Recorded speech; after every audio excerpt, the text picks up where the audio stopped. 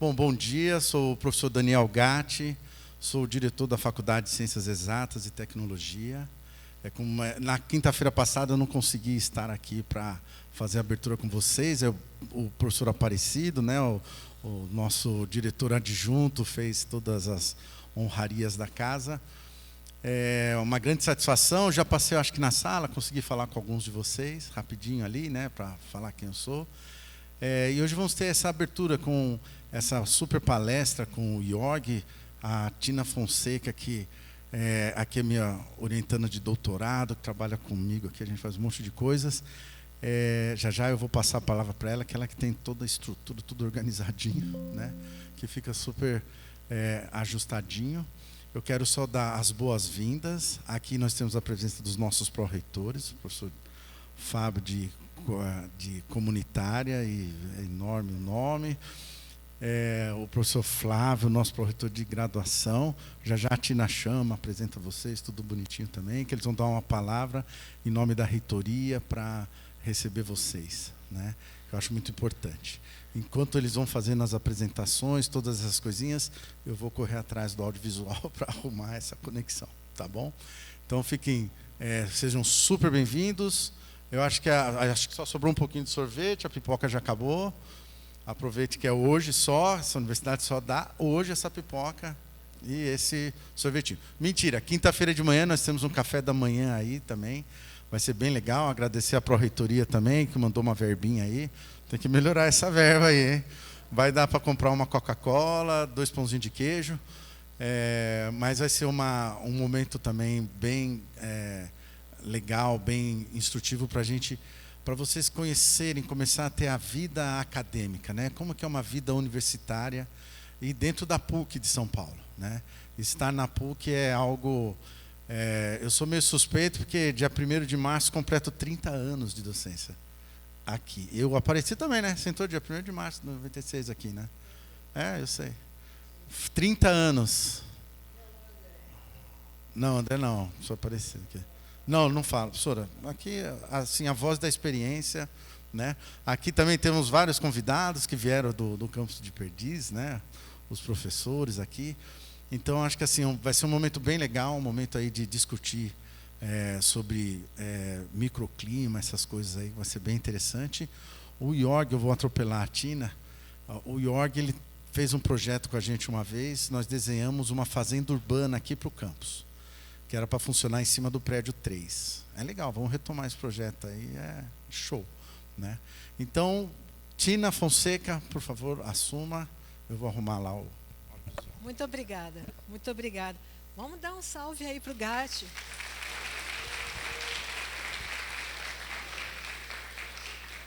Gatti é gente boa, vocês estão bem em casa. Seguinte, vamos lá. Eu quero, antes de mais nada, agradecer as pessoas que fizeram esse evento acontecer. Professor Antônio, chegando na hora certa, por favor, aqui seu lugar. Por favor. Já apresento. Eu quero agradecer as pessoas que deram apoio aqui para nós. Antes de qualquer coisa, por favor, tem alguém com deficiência auditiva, visual? Alguém que alguma necessidade especial de comunicação aqui presente? Ok. Então tá bom. Eu vou manter o microfone assim, caso tenha alguma pessoa ensurdecida que não queira se identificar. Tá bom? A você. Está fazendo boa leitura? Tá ouvindo bem? Tá bom. Obrigada. Esse é um cuidado que a gente deve ter, docentes e discentes, na hora de falar, deixar sempre o microfone, a boca visível, tá? Para que as pessoas que nem sempre querem se identificar como surdas ou ensurdecidas possam entender o que a gente fala. Um outro cuidado também que eu peço aos presentes, a todos aqueles que forem falar, para não falarem na velocidade da internet, tá bom? Porque isso também preocupa algumas pessoas que têm problemas cognitivos, né? Pessoas neurodivergentes, então a gente tem que ter essa paciência e esse acolhimento também. Então vamos lá, eu quero agradecer então ao pessoal que está aqui, eu quero agradecer a Tânia Serafim, a Deise Cristiane, ao pessoal da TV PUC, que esteve aqui mais cedo, ao pessoal do audiovisual, o pessoal da TV PUC aqui também fazendo essa cobertura, a comunicação, o pessoal do DTI, o pessoal que está fazendo o audiovisual. As presenças aqui do professor Dr. Fábio Paulo Reis de Santana, ele é pró-reitor de Cultura e Relações Comunitárias da PUC, muito obrigada. Professor Dr. Flávio Mesquita Saraiva, ele é pró-reitor de graduação aqui também da PUC, mais uma vez, muito obrigada, professor. Aqui também o seu xará, professor Antônio Saraiva, ele é meu coordenador, é coordenador da Rede Saúde Planetária Brasil e do Programa de Embaixadores de Saúde Planetária. Vamos falar depois com vocês que são recém-chegados também, para começarem a se motivar a participar desse programa. Acompanhem nas redes sociais, e é um programa que eu tenho o orgulho de participar. Muito obrigada, professor. O professor, também quero agradecer a presença do professor André Gustavo, da professora Lúcia Rangel, aqui presente. Muito prazer, professora. O professor André Gustavo também é um professor de Direito e é um professor que tem uma atuação muito grande aqui junto com o grupo PUC no Clima. É importante que vocês conheçam também. Outro querido aqui, beijo para você, fala para o pessoal. Pedro Aguerre, professor também da PUC. Mais algum professor presente aqui? Professor Júlio, muito obrigada pela presença. Professor Marcelo, não tinha visto, professor Basbal, muito obrigada pela presença mais uma vez. Bem, eu também quero agradecer a presença de alguns amigos de redes. Aqui eu tenho a Rede de Permacultores Urbanos. Levanta aí o braço todo mundo. Nós somos permacultores também. E permacultura urbana é uma permacultura que carrega esse tema e que ajuda, inclusive, a gente manter o equilíbrio, né? A gente está falando de microclima, vai falar de microclima. Então, a permacultura urbana vocês também podem buscar conhecer, e a gente vai falar mais no decorrer do ano. E também o pessoal, eu quero deixar um abraço gigante para o pessoal da PUC do Clima, que também está sempre inteirado no processo. Deixa eu ver se tem mais alguém aqui. Sim, as estrelas da casa, que são vocês, novos estudantes. Muito bem-vindos aqui. E para dar essas bem-vindas assim, para vocês, eu vou chamar aqui os pró-reitores e depois, então, eu vou anunciar o evento de hoje, tá bom? Por gentileza, professores.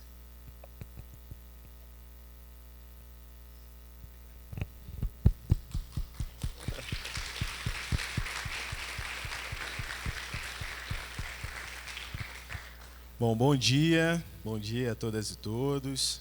É uma alegria muito grande ver esse auditório lotado, ver esse pessoal bonito aqui. Em nome do nosso reitor, professor Vidal Serrano Nunes, eu quero dar as boas-vindas a cada uma e a cada um de vocês. Quero também agradecer ao professor Daniel Gatti, diretor da faculdade, que tem feito uma gestão incrível, em parceria com a nossa reitoria, tem conseguido grandes conquistas para vocês, tem salas novas sendo reformadas aqui no campus. Nós temos esse café da manhã também, que, como o professor Daniel colocou para vocês aqui. A Pró-Reitoria de Cultura e Relações Comunitárias é uma pró-reitoria que justamente vai cuidar da parte da infraestrutura dos campi, vai cuidar dos eventos culturais da nossa instituição. Então, nós estamos aqui à disposição para tornar a vida de vocês cada vez melhor.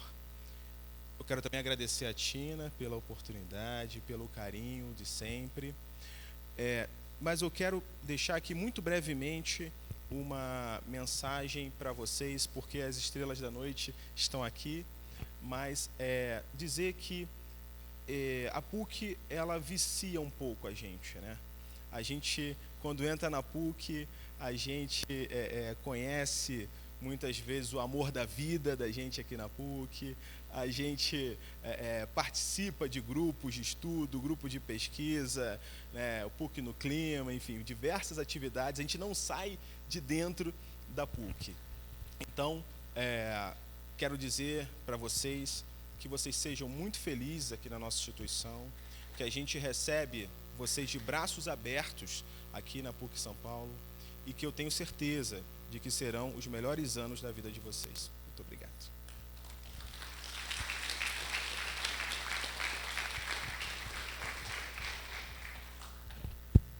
Pessoal, bom dia a todos e todas. O professor Fábio já disse quase tudo, né? Então, primeiramente, queria agradecer ao Daniel, ao Aparecido, à Tina, né, pela organização do evento e todo o pessoal aqui que está no nosso suporte.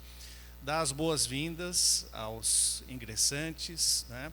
Lembrar que a PUC é uma grande universidade, nós temos 10 faculdades, e vocês estão aqui na Faculdade de Ciências Exatas e Tecnologia, que fica nesse campus, né? Então é um lugar efervescente, é um lugar em ascensão, né? E a gente espera, acima de tudo, que não só nesses períodos de 4, 5 anos que vocês permaneçam aqui, que não só vocês vão obter conhecimentos técnicos específicos de cada área, mas que seja um grande momento de vivência e aprendizado, coleguismo, amizade, né, de ligações, de network que a gente leva para o resto de nossas vidas, tá? Então, de nossa parte, nós nos colocamos à disposição, embora nós fisicamente, né, eu, o Fábio e o professor Vidal, a reitoria esteja lá no campus Monte Alegre, nós queremos sempre estar presentes aqui com vocês e somos também acessíveis, né, quando precisarmos conversar, tanto lá quanto aqui, nós estamos à disposição para fazer com que essa experiência, né, esse período que vocês vão estar aqui, que seja marcante, seja um período que vocês vão levar grandes aprendizados e grandes recordações. Então, bem-vindos e bem-vindas, né, contem conosco e vamos seguir em frente. Obrigado.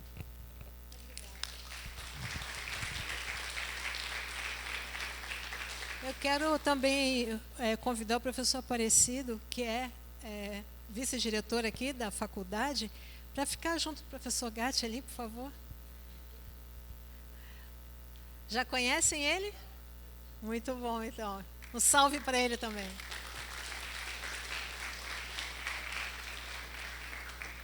Bom, vamos lá. Design de microclima, sustentabilidade em centros urbanos, é um tema que deixou de ser apenas uma boa prática. Ele se tornou uma exigência científica, ética e institucional para qualquer agenda séria de planejamento urbano. O aumento das ilhas de calor, a maior frequência de extremos térmicos, a intensificação de riscos à saúde pública reposicionam o microclima como variável estruturante do desenho urbano. Ele influencia conforto térmico em escala, desde o pedestre, demanda energética, desempenho de edifícios, por exemplo, uso do espaço público, segurança climática e justiça socioambiental. No âmbito acadêmico, a urgência ela é dupla, porque a gente deve produzir evidências, modelagem, medições, avaliação de cenários e, ao mesmo tempo, formar profissionais capazes de traduzir essa evidência em parâmetros de projeto, políticas urbanas, soluções de adaptação baseadas em infraestrutura verde e em materiais e morfologias adequadas ao clima local. Nessa palestra, a discussão propõe um encontro entre ciência aplicada e projeto, combinar assim a forma urbana, vegetação, sombreamento, ventilação, materiais e desempenho energético para reduzir vulnerabilidades térmicas em áreas densas, com impactos que são mensuráveis sobre o bem-estar coletivo. A abordagem, ela dialoga com agendas contemporâneas de sustentabilidade urbana, mas a gente tem o foco aqui, frequentemente, naquilo que fica meio que de lado, fora de questão, que são as decisões de projeto.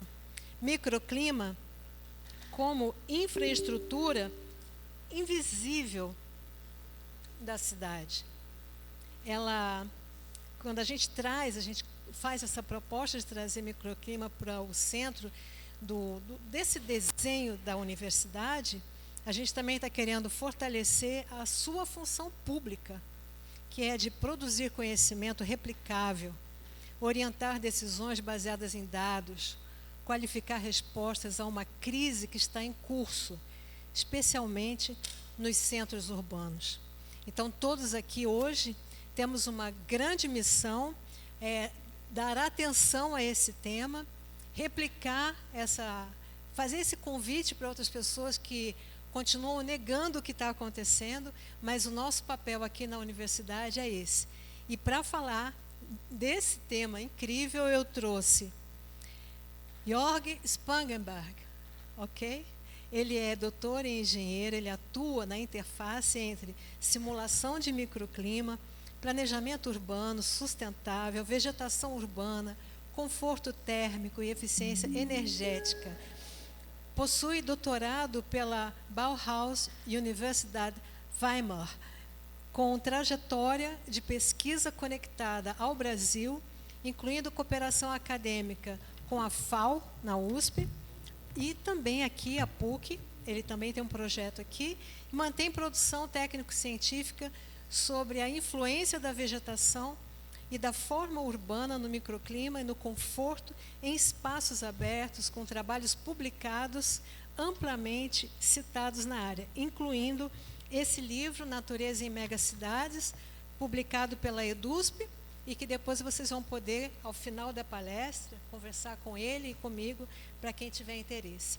Então, com vocês, Jörg.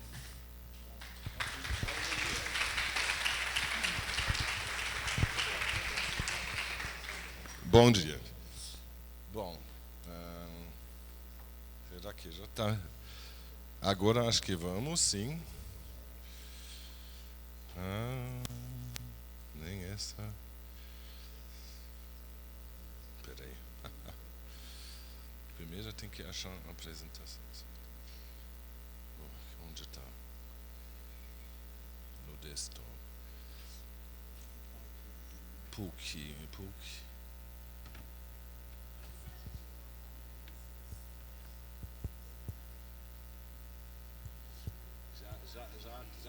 Já estamos quase lá.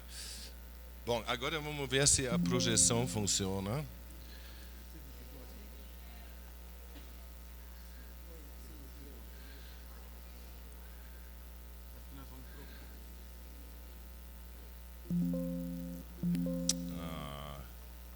So, conseguimos projetar.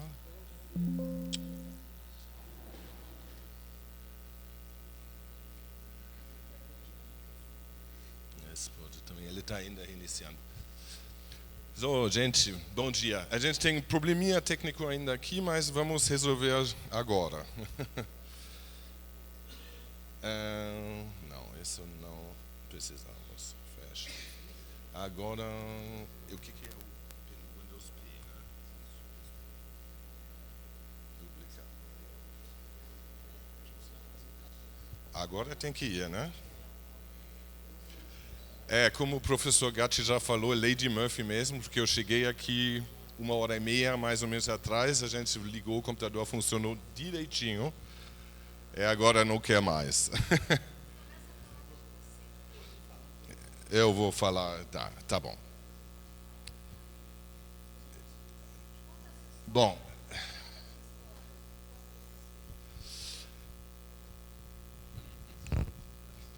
Então, na verdade, eu trouxe um monte de slides para deixar essa apresentação bem universal, para todo mundo que nem se interessa muito pela área poder curtir, por causa disso as imagens são meio importantes. Trouxe algumas músicas também, porque tem um vínculo entre o trabalho científico, meu doutorado, que está nesse livro, um disco conceitual que eu estou produzindo ainda, então vai ter se o computador começa a funcionar, se a projeção começa a funcionar, a gente vai ter música e tudo mais também, vamos deixar para os especialistas por enquanto. Eu vou tentar captar a atenção de vocês agora aqui e simplesmente começar. Como começa a história? Deixa eu lembrar. Bom, eu vou começar do início. Eu tive um amigo com qual eu brincava com ele na rua. E ele estava recém-retornado, o pai dele trabalhava na Bahia, no Rio de Janeiro. Ele estava me contando como o Brasil era uma maravilha, o Concorde pousando em cima do prédio deles, o Pão de Açúcar, e eu precisava conhecer o Brasil. Então eu estava como criança já com camiseta Rio de Janeiro, nem sabendo de que eu estava falando. Depois, na época da escola, conheci uma brasileira que eu namorei, aí aprendi as primeiras palavras em português, como se fala Bauru, né? O famoso R pan-americano. E aí ela falou, não, você tem que ir também, então precisava, tá bom, então precisava ir. Então cheguei aqui em 94. 94 pela primeira vez, trabalhei num escritório de arquitetura na Faria Lima, Ricardo Gileão, não sei se alguém conhece. Fiquei muito impressionado com o tamanho dessa metrópole, com toda a arquitetura que está acontecendo aqui, com esse verão que não acaba aparentemente, porque para mim essa coisa de voltar para a Alemanha e deixar esse verão interno foi uma coisa triste. Mas eu iria pesquisar isso muito mais tarde, né, percebendo, olha, a ilha de calor, né, é muito quente, né, causa um estresse de calor, enquanto a gente tem em São Paulo e na Alemanha mais os problemas de precisar aquecer as casas, muito mais questões de frio, isolamento das casas. Aqui temos o problema, sim, de baixa eficiência energética, porque os edifícios não são muito... Yes, Gatti. Fantástico.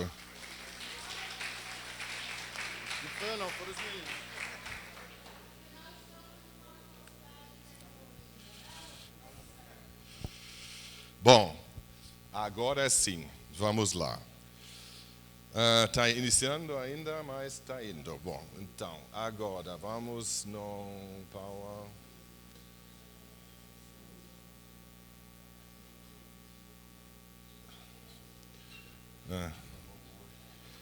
Não tira, né? Porque carrega basicamente. Yes, gente. Bom, eu vou pedir desculpas já antecipadamente. A sequência dos slides pode ter alguns erros lá ainda, mas a gente vai manejar isso. Tem algumas coisas talvez até em alemão ainda. So, estamos aqui. Fiz uma pequena abordagem como cheguei no Brasil. Morei aqui depois. Energia muito baixa. Tomara que senão agora... Só. Meu Deus do céu. Fecha essa. So. Eu acho que agora podemos começar com uma música. Então a música, o disco, ele trata... justamente a questão assim desse doutorado. Ele fala, na verdade, da relação do ser humano urbanoide na cidade com a natureza. Eu achei isso liricamente também um tema muito interessante. Eu vou mostrar a primeira música para vocês, um trecho dela. Espero que isso funcione agora. Não. E onde está saindo? Agora o som veio para cá. Peraí. So, a tecnologia. Bom, quando a gente faz a fazenda aqui na cobertura, né, no prédio lá no lado como chama, do bandejão, onde se come. Ok. Agora estou no meio da... Bom, vamos começar aqui de novo. E obrigado. Daniel.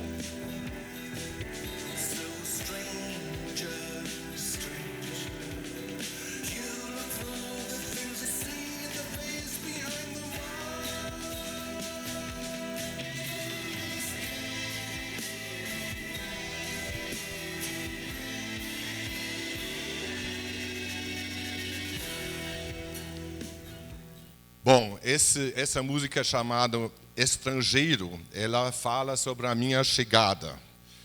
Mais ou menos nesse ponto aqui, não sei se dá para ver muito bem, isso é o globo à noite, né? E vocês estão vendo que a humanidade está pelas luzes à noite, dá para distinguir que a humanidade está se espalhando pelo planeta. A gente está aqui em São Paulo, onde cheguei em 23 de setembro de 94. Bom, São Paulo, uma mega cidade tropical. Sempre gostei muito dessa imagem, acho que ele transmite perfeitamente a atmosfera e aquele dia especial que São Paulo tem, é tirado aqui do lado, né, do edifício Itália, aqui o Copan do Niemeyer, e a Avenida Consolação, a gente está mais ou menos, né, aqui, Paranaguá. Então, antigamente era sempre uma cidade subtropical, né? Não é mais, né? Porque foi mostrado aqui durante medições do IAG da USP que a temperatura cresceu quase 2 graus, aumentou quase 2 graus nos últimos 100 anos, ou seja, deixou de ser uma cidade subtropical, uma cidade tropical. Não pela latitude, mas pelas temperaturas que hoje em dia atingem 40 graus. Eu acho um absurdo. Eu lembro a música Rio 40 graus, 15 anos atrás. Agora é São Paulo 40 graus, então as temperaturas são claramente aumentando. Vocês estão vendo aqui, é importante essa linha de tendência, né? Você tem uns anos aqui, por exemplo, 68, ela é relativamente frio. Isso você vê nas máximas e nas mínimas. E temperaturas aqui em 2002, né, era, né, bem mais alto. É a tendência, a linha de tendência importa. O resto, na verdade, não.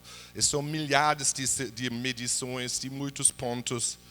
Então, está sendo mostrado muito claramente através desses estudos da USP que virou uma cidade tropical mesmo.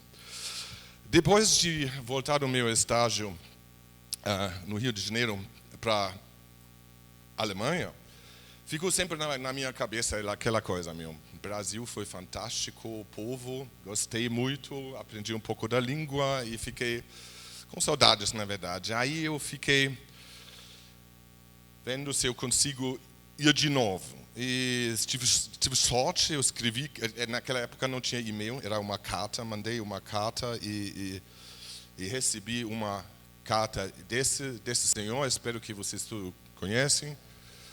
O Oscar Niemeyer, naquela época, tinha 93 anos e falou, entra em contato com meu sócio, pode sim fazer um estágio conosco. Então lá foi eu em 98, 99 e trabalhei durante 6 meses nessa equipe fantástica. Aqui Oscar no meio da família, né? Era um escritório nem tão grande, que em cima eu, naquele prédio que ele tinha lá na Avenida Atlântica. A gente trabalhava num escritório, porém, né, era o início do CAD. Então fizemos esse projeto, um projeto que não foi construído na Barra. Acho que é um projeto nem muito publicado. Acho que esses desenhos são raros. Vou aproveitar a possibilidade de fazer a transição, porque o Niemeyer, ele não era esse livro. Ele tem uma entrevista na última página que eu fiz com ele sobre o tema vegetação na cidade. Vão lendo. Ele tinha assim, vamos dizer, a relação dele com o clima era interessante, mas não tão, hoje sabemos mais o melhor como se faz. Mas eu gostaria de citar esse exemplo, que na verdade é um edifício protótipo de escritores tropical que Niemeyer fez com Le Corbusier, um arquiteto francês que sabia construir na Índia, em vários países, que sabia muito bem o que você precisava fazer nesse clima. Na fachada que é meramente norte, sombreamento que você consegue ajustar, e no pleno lado sul, e isso comprova a sombra aqui, que esse lado é plenamente sul, que nunca pega um raio de sol. Ela é de vidro, tudo bem, pode fazer. Os jardins são de cobertura. Aqui em cima crescem hoje até árvores. Já foi lá, fantástico. Tirei essa foto de um prédio vizinho porque achei muito interessante, porque você consegue ver todos os elementos, principalmente brise soleil, Le Corbusier chamou jardins de cobertura, e o térreo sobre pilotis, né? Porque vocês vão ver, eu vou mostrar bem nessa palestra que o prédio ou vegetação você tem para para constituir, melhorar o microclima. Depois então isso foi no início do tempo da FAO, a gente fez um mega desenvolvimento, isso era um chamado Green Worm, né, um minhocão verde, queria se estender ao longo do eixo aqui do vetor industrial do Brás, lá em direção a Paranapiacaba, e ele seria assim, embaixo, economia a gente falou, né, comércio, em cima social, transporte público, e em cima um parque para simplificado, né? Já demonstrando que isso, com fachadas verdes, com telhados verdes, iria melhorar o clima e o conforto lá dentro, não precisando ar-condicionado. Eu vou pegar só algumas estações da minha carreira interessantes aqui. Isso é uma clínica que foi construída aqui na Liberdade com um amigo arquiteto, Leonardo Xi. Aí nós aplicamos várias tecnologias. Um era pré-resfriamento geotérmico. Então você usa a água do lençol freático, ela na verdade é uma fonte de água fria, certo?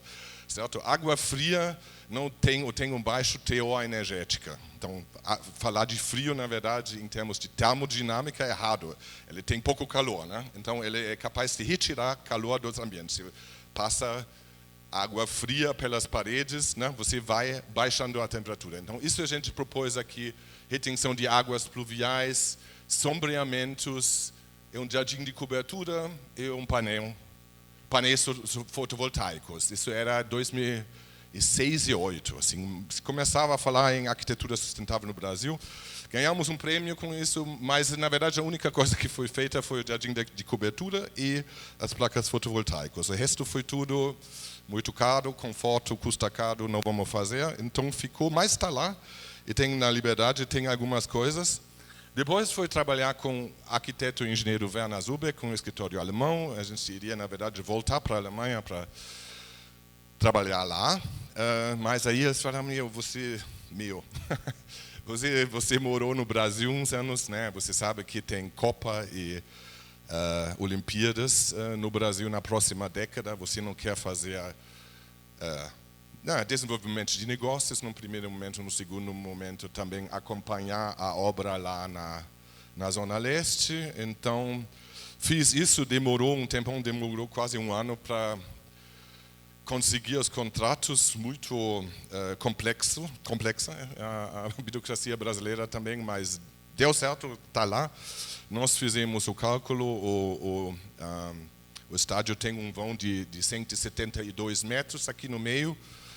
Introduzido por nós foi esse elemento, né, que não sei quem sabe de engenharia estrutural, mas mediante um tirante assim é possível ele vai aumentar o vão e dessa forma usamos muito pouco material, porque o Brasil tem aço, né, o ferro, minério mas é muito caro, precisamos o mínimo de aço possível. Então fizemos o teto, a cobertura tão leve que ela começava no túnel de vento de vibrar e aí precisava colocar uns elementos de concreto até para mudar essa frequência da cobertura.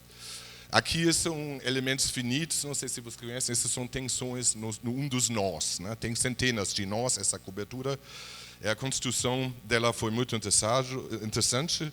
Aconteceu um acidente trágico também, mas como se diz, entre mortos e feridos, tudo se salvam, salvaram, né?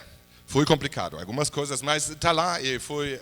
Eu cheguei, depois eu dei aula na época também na São Judas já, de arquitetura, de urbanismo e paisagismo, que é o tema que cabe bem nos temas que eu trabalho, e fui muito lá da Moca de trem lá para a obra, fazendo a ligação cultural entre os alemães e os brasileiros.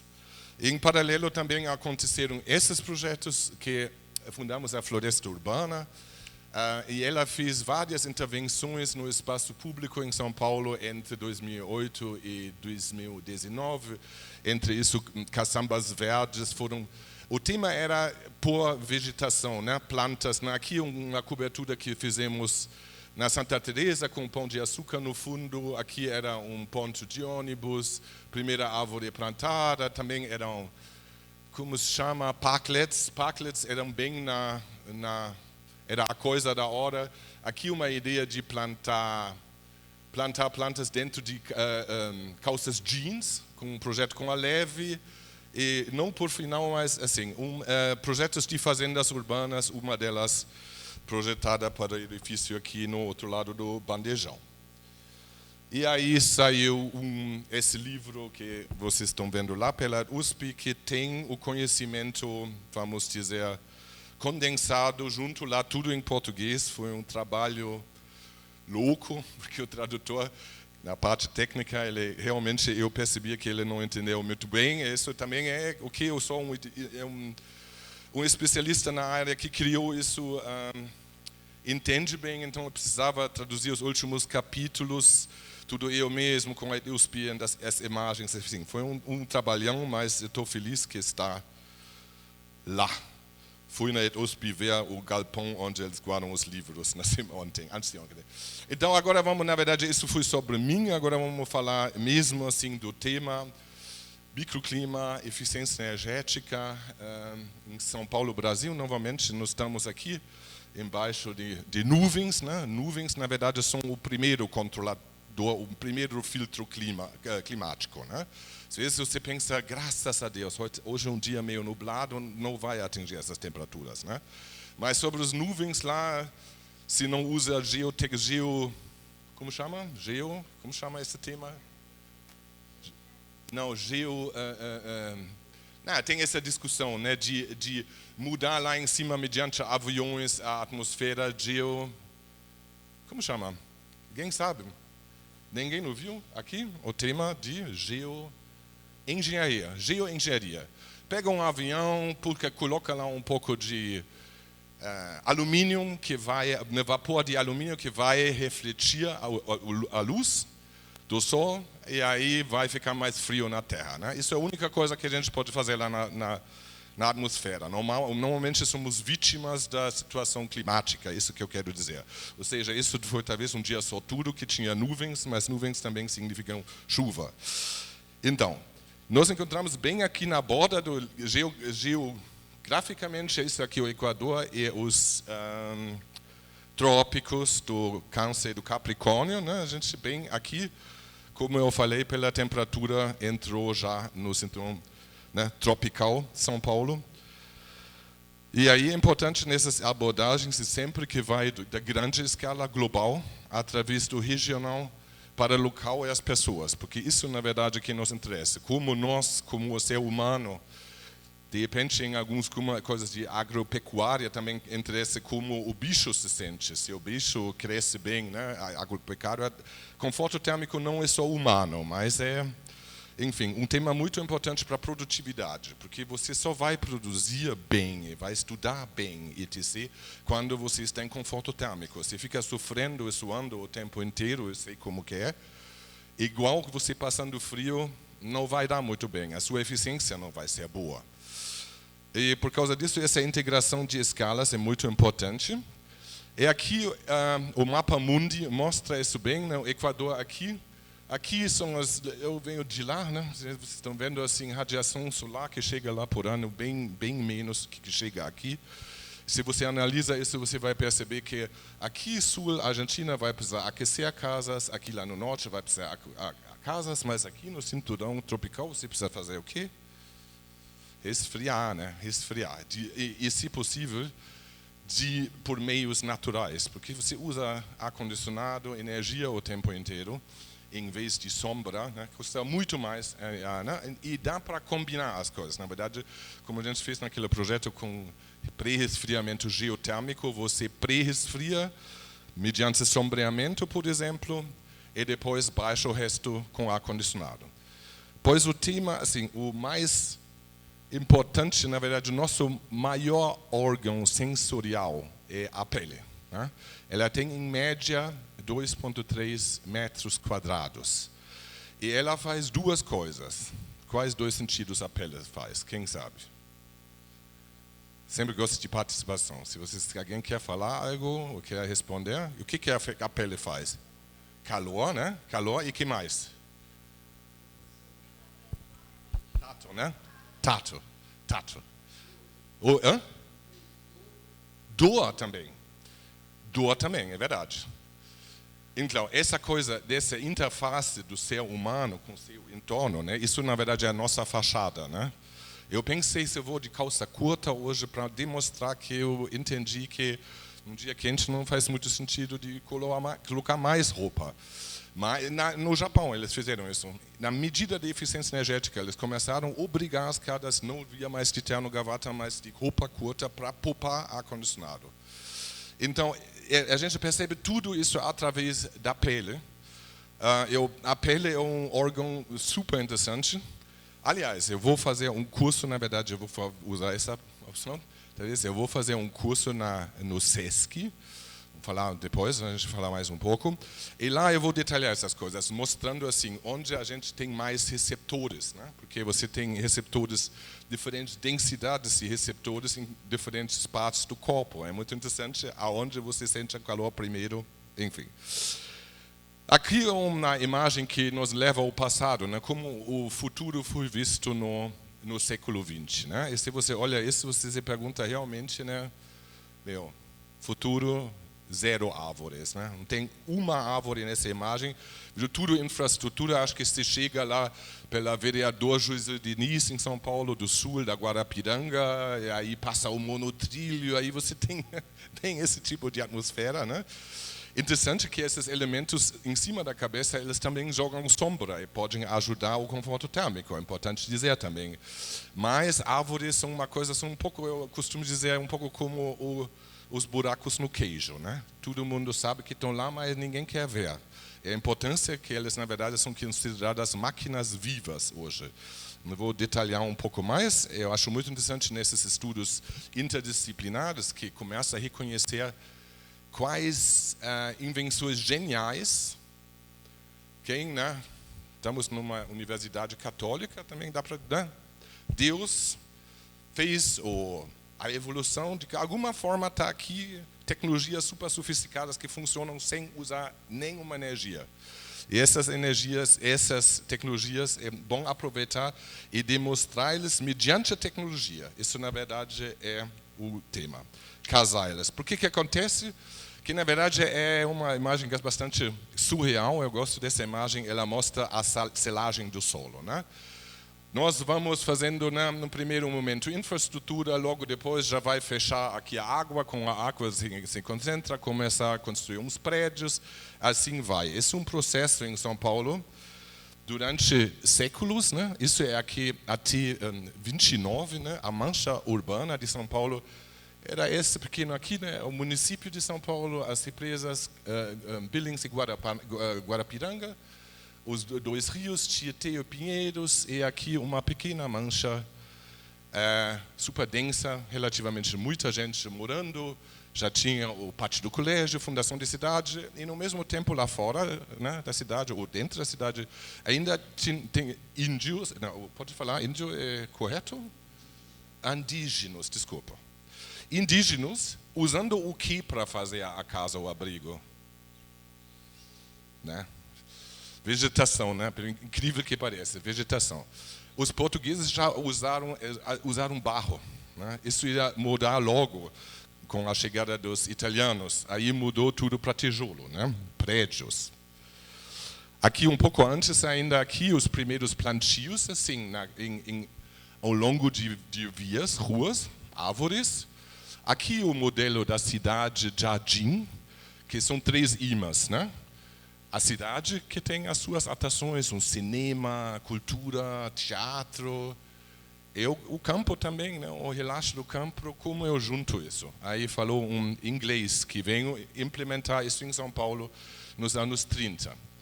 Então, e aqui novamente mais uma analogia com os que estavam aqui, na verdade, primeiro. Sabiam como viver aqui, fizeram ocas, novamente de palha. Eu acho que a Niemeyer se inspirou nisso e fez a oca no Ibirapuera. Não sei se eu vou voltar um pouco e pular um pouco para frente, para vocês fixam o seu olho na crescida da mancha urbana. Agora já estamos, né, nos anos 62, 50 a 62. Aqui isso é um pouco tardio, na verdade, por causa disso estava pedindo desculpas. Isso é o desenho do Jardim América. Incorporava tipo folhas no desenho das ruas em forma de folhas.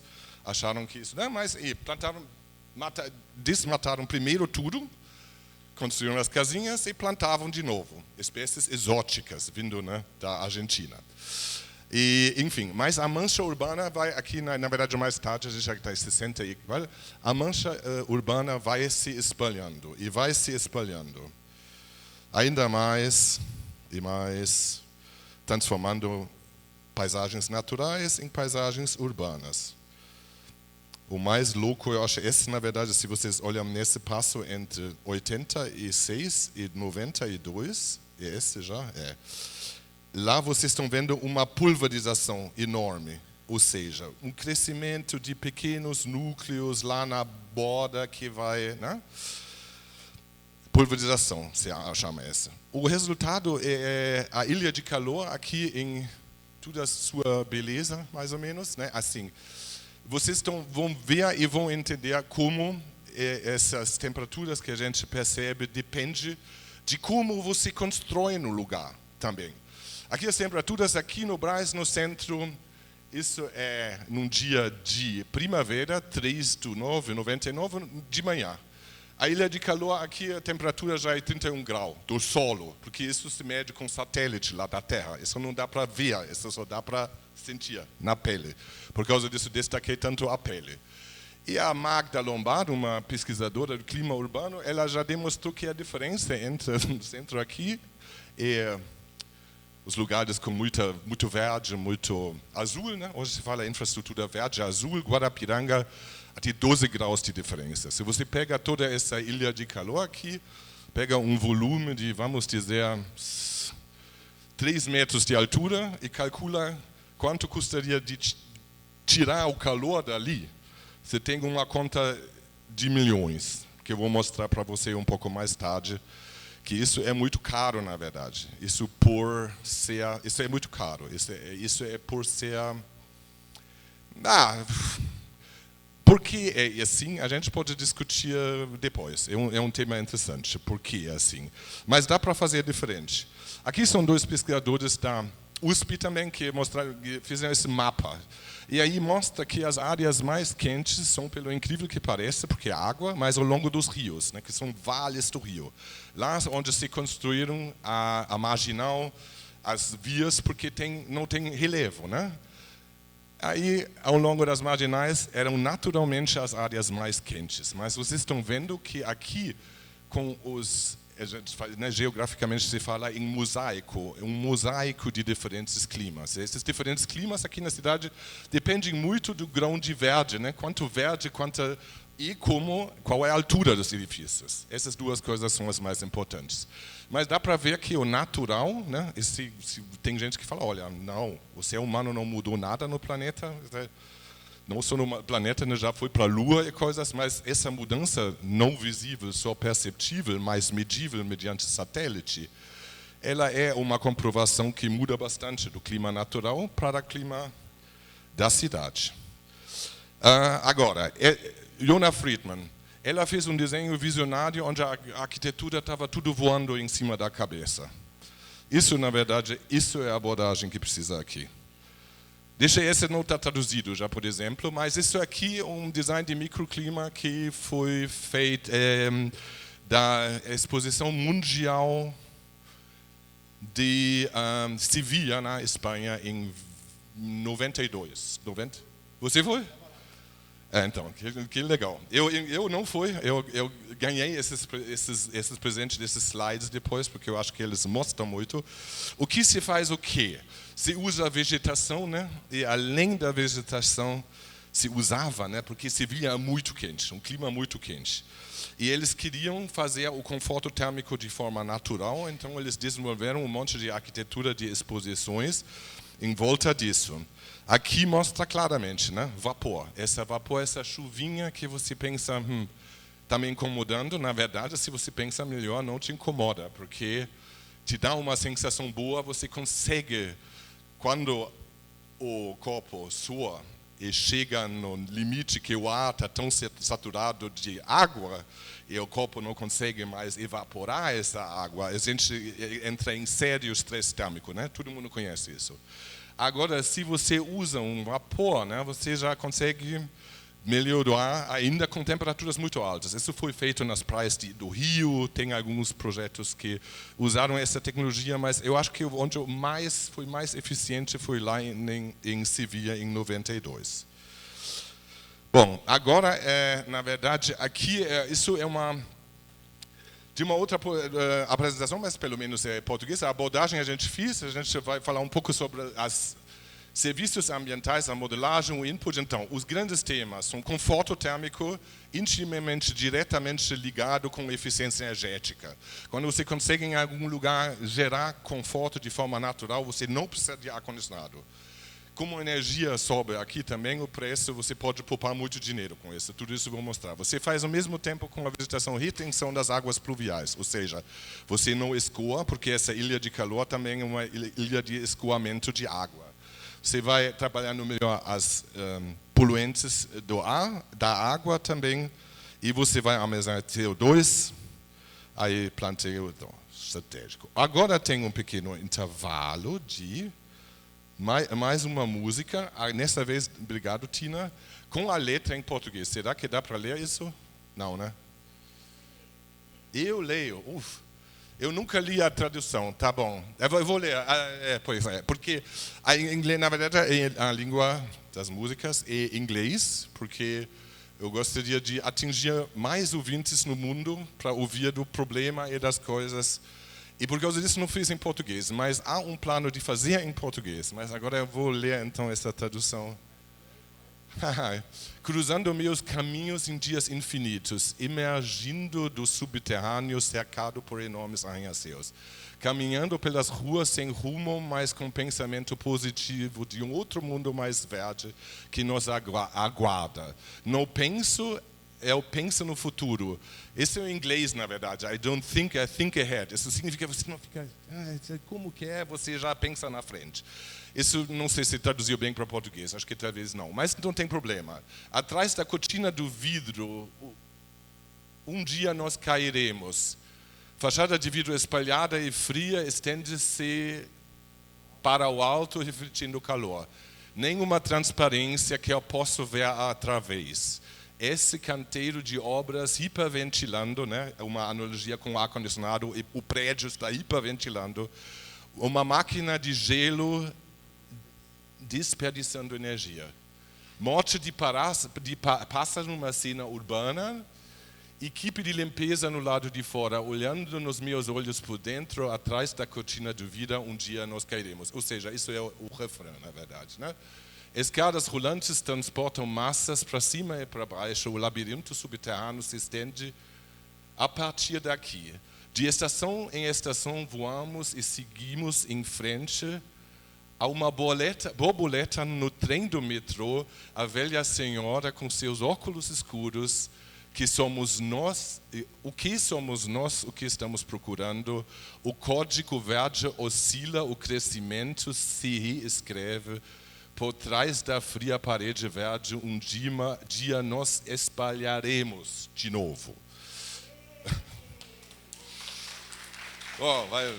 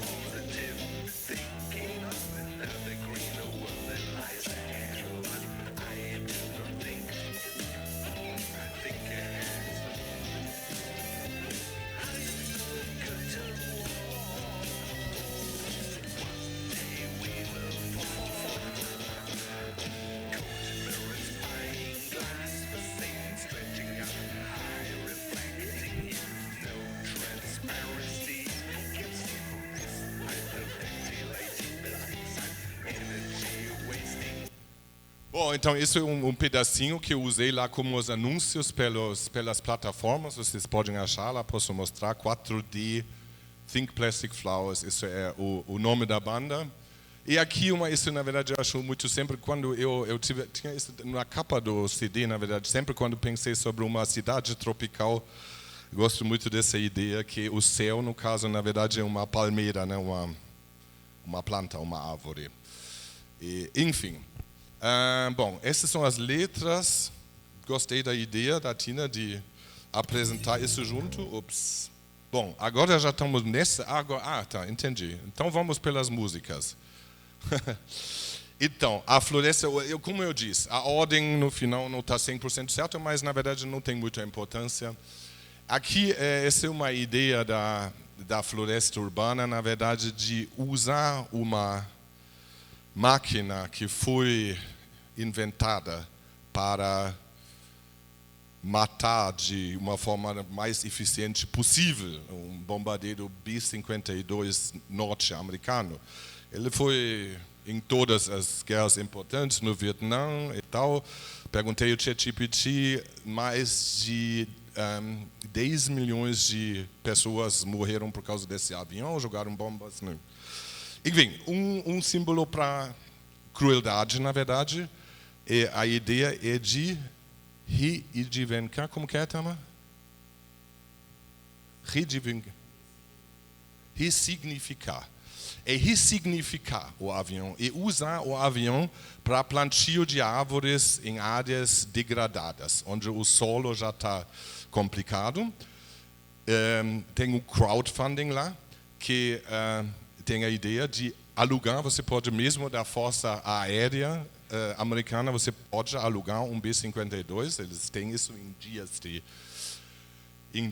de air show, né, aviões, aí você pode emprestar um B-52, custa acho que 2 milhões, gasolina também é cara, mas ele seria muito eficiente em jogar bombas verdes, eu não sei se vocês conhecem o conceito, ele tem uma capacidade de 32 toneladas, seria uma máquina de, como que era novamente?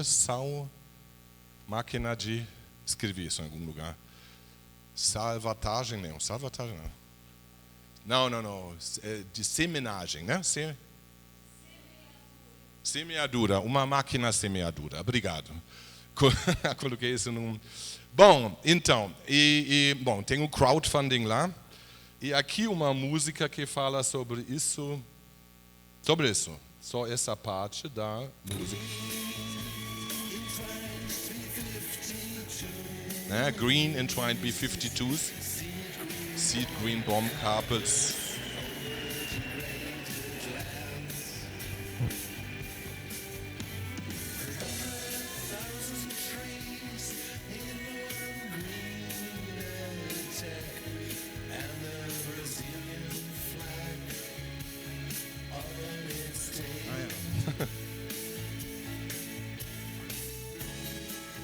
Bom, né? A ideia é colocar a...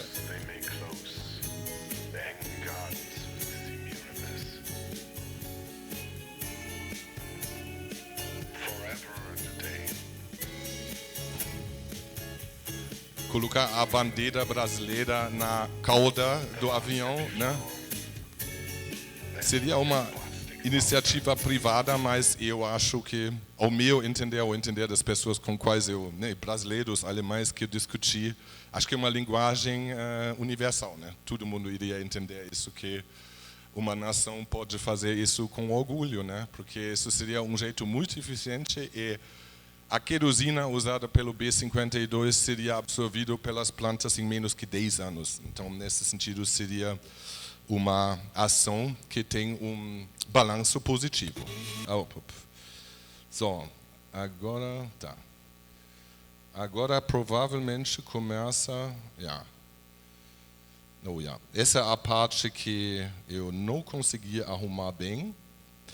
Nós estamos um pouco de volta no desenvolvimento de São Paulo, né? O primeiro modernismo, primeiro edifício moderno construído no Brasil, né, por Watzlawick, eu acho, no Brasil, na mesma época como Bauhaus, né, eu estudei na Universidade de Bauhaus, e você vê, em São Paulo já foi no mesmo ano, ou logo, assim, muito no mesmo anos 30, né, Le Corbusier que fez, aquele que eu mostrei, Le Corbusier, o Ministério de Educação e Saúde lá no Rio de Janeiro, com os sombreamentos, os tetos verdes, né, ele fez uma visão, ele quis fazer prédios com carros em cima de São Paulo, uma grande cruz para resolver o problema do transporte. Não sei se isso seria a ótima solução, mas, enfim, a ilha de calor. Aqui é um pouco bom, essa parte é bom. Enfim, isso é um overview, na verdade, dessas coisas assim. Se pensa realmente, então eu foquei no meu trabalho, olha, a vegetação realmente é um meio passivo que não usa energia, precisa de energia, é relativamente barato. O que custa, né? Você tem que plantar, você tem que administrar, você tem que cortar, você tem que às vezes irrigar, cai folha, você tem que limpar as folhas, as raízes podem destruir a canalização. Se você usa máquinas para cortar a árvore, você vai emitir carbono, então é bom emitir mais carbono, também não. No inverno pode ficar frio por causa de uma sombra de árvore, isso tudo são os custos, né? Se faz muito perto de um prédio, pode dar umidade, isso é porque muita gente não quer uma árvore, e baixa os níveis da luz, né? Na sombra. Então, agora, esses são os benefícios. No verão, mais frio, no verão, eficiência energética, retenção das águas pluviais, limpeza da água e do solo, aumento da temperatura, da qualidade do ar, sequestro de carbono, aumento da biodiversidade, né? Uma cadeia que se instala na cidade naturalmente, que mais os pássaros que comem as baratas do que vice-versa, então seria mais saudável com mais bichinhos, na verdade. É um tema complexo. E também se descobriu que quando você tem uma fileira de árvores, uma rua atrás, você nem percebe mais o barulho da rua, porque árvores estão tampando, e também tem um efeito de fazer uma barragem de som. E aí, esses outros aqui são todos benefícios sociais. Eu não tratei os benefícios sociais, que são enormes e complicadamente de entender, mas eu trabalhei esses dois temas. Importante aqui que é direto, o que é indireto. Sempre quando é direto, as pessoas começam a dizer, vai me dar dinheiro, isso não é para todo mundo, para o planeta, e para mim, egoístico, se quiser, são benefícios diretos. Eles precisam ser valorizados mais. Aqui um breve slide que mostra só um pouco, né, por não ter tratado os benefícios sociais, mas acho, por exemplo, em Ibirapuera, muito interessante essas atmosferas que tem a evapotranspiração, condensação na Serra do Mar, e aqui uma rua da Pátria, Araru, como chama a cidade no interior de São Paulo? Araraquara, isso. Bom, então, resumindo, a árvore faz todos esses serviços, né, de graça. De graça não, você tem que pagar a manutenção, mas além disso ela faz. Agora eu vou mostrar algumas imagens que eu acho até chocantes, porque eles mostram a relação do verde com o socioeconômico. Acho que todo mundo conhece essa imagem, né? Favela do Heliópolis, no lado desse empreendimento que tem, na verdade, jardins verticais aqui subindo com piscinas, né? Aqui o muro de Berlim. Quando eu vi essa imagem, achei isso tem que ser Berlim, né? Porque é o muro de Berlim. Num lado campo de tênis, no outro lado, né? Se você faz essa leitura, acho que fica muito claro, assim, sobre o que nós estamos falando, que alguns têm muito verde próximo deles e sabem valorizar isso, e outros menos. Isso é uma expansão, um córrego nos limites da cidade, isso é uma situação muito típica. O córrego inibe primeiro que a mancha urbana cresce mais. Vocês lembram as imagens da mancha urbana? Aqui já viu que aqui um pouco já foi para o outro lado, né? Já vai entrando na floresta. Esse aqui também acho muito interessante. Esse é na Vila Brasileira, Vila Brasilândia, isso, Brasilândia. Aqui essa leitura. Enfim, É como um pouco como ilusão, na verdade, né? Aqui na USP também a urbanização vai comendo, vai se especulando, especulação imobiliária, e a qualidade tem que sempre piorar. Será que isso? Será que não dá para equalizar isso? Já vamos chegar lá já. Isso é uma abordagem de grande escala, limite. Como eu queria, assim, nesses estudos você precisa ter limites. O estudo não pode ser infinito. Então, fala, olha, o município de São Paulo, aquele cachorro que vocês conhecem. Aqui o uso de solo, né, muito verticalizado. Aqui é o sul, todo mundo sabe, bastante parelheiros. Aqui é o relevo. Lá achei aquela cratera, não sei se vocês conhecem aquele lugar interessante, uma cratera onde caiu um asteroide. E aqui são as áreas, então, georreferendadas pelo geomapeamento.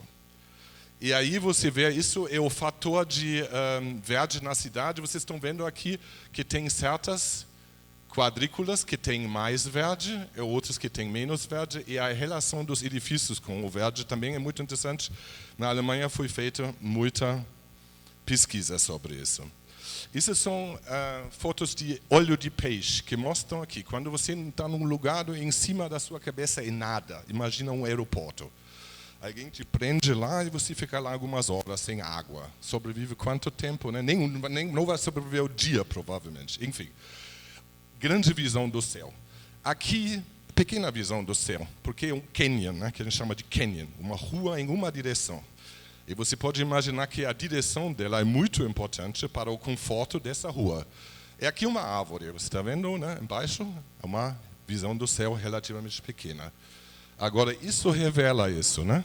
Que aqui o canyon é nessa direção, norte-sul. Então, o sol vai o dia inteiro. Se o canyon fosse na outra direção, oeste-leste, receberia muito menos radiação, certo? E a árvore, ela deixa sempre passar um pouco da luz, mas, enfim, ela filtra muito. Essas modelagens foram feitas. Aqui eu peguei dados meteorológicos, eu usei um modelo de microclima, que eu era especialista, aqui era um povo do FAO, do IAG, aqueles que levantaram esses dados sobre o crescimento da temperatura. Eles forneceram a modelar essas duas modelagens. É importante, né? Temperatura, assim, o que é importante para o transporte, para a nossa pele? Temperatura do ar, a umidade.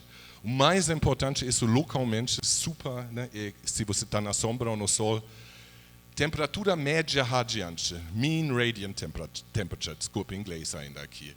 E o movimento do ar. O movimento do ar é o antagonista, é o oposto da umidade. Quando a umidade sobe e você percebe um vento, você vai, melhora. Se o vento não vem, o seu estresse vai lá para cima. Quanto mais quente fica, quanto mais úmido, você vai só suando, porque você não tem nenhum movimento do ar. Então, isso é realmente se consegue se ver só no microclima, isso é o macroclima. E o resultado é a temperatura eficiente percebida. Aqui é uma lógica de como você modela árvores. Imagina 1 metro quadrado de grama. A grama cobre o chão uma vez. Isso é aqui um LAI, Leaf Area Index, ou um Green Plot Ratio. Isso está ainda lá. Não, eu posso explicar depois? Não, na palestra não vai ter tempo. Então, Leaf Area significa 1 metro quadrado de folha que expira, que bombeia ar do solo, do subsolo, né? Evapora essa ar e por causa disso sempre fica fria. A vegetação, essa máquina viva, ela na verdade sofre, porque ela fica suando. E ela evapora essa ar e por causa disso a folha dela é baixa.